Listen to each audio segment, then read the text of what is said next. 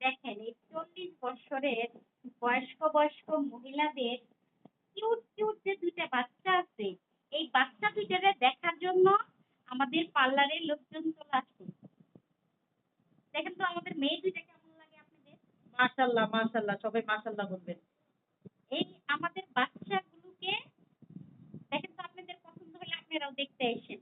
কারণ এত বড় বড় বাচ্চা থাকলে আমরা কেন বয়স্ক হব না বলেন তো?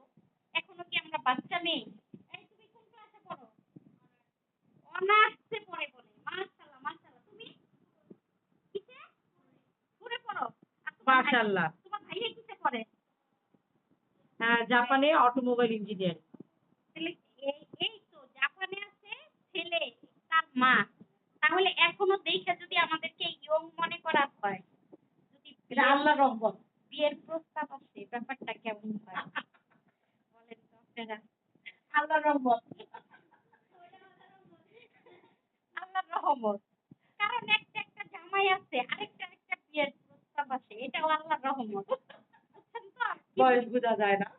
পান খায়া দাঁতের লাল কইরা বুড়া দাদি করে রাখছে, ঢেকে রাখেন। হ্যাঁ, এটাও বলে আল্লাহর রহমত। আর পান খাবো না। আর পান খাবে না। না। সবাই ভালো থাকেন, সুস্থ থাকেন। আমাদের 2টা পেজেই এই ভিডিওটা যাবে। যে কেউ ফলো দিতে পারেন, আমাদের সাথে আপনারাও বন্ধু হতে পারেন।